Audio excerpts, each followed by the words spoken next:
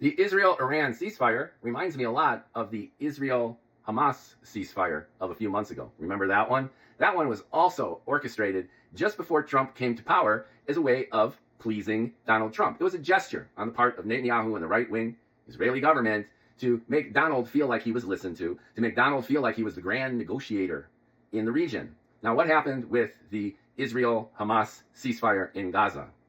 It didn't last now, did it?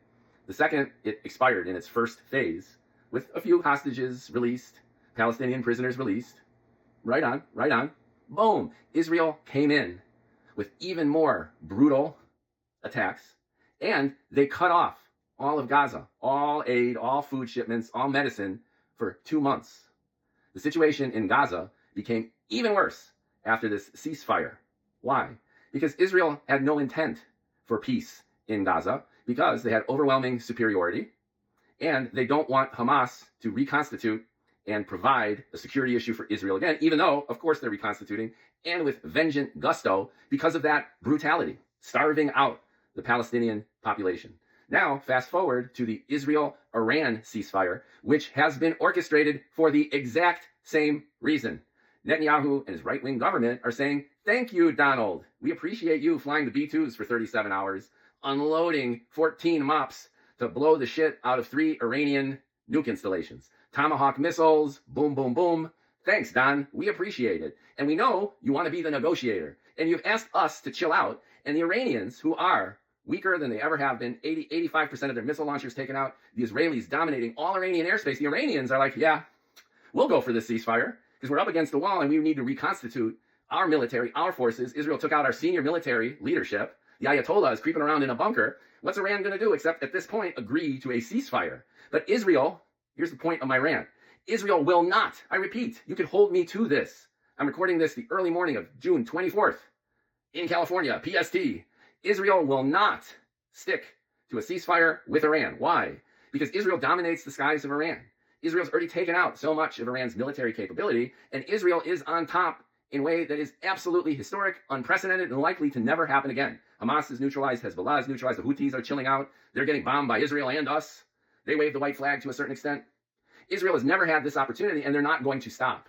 As I mentioned in another video, Israel wants, the Netanyahu government, the right-wing government of Israel wants to finish the job. And by that, they mean they don't want continued cycles of Iranian aggression and influence in the region. They will not stop until they finish the job. And in my opinion, the definition of finishing the job is regime change in Iran, any which way they can get it.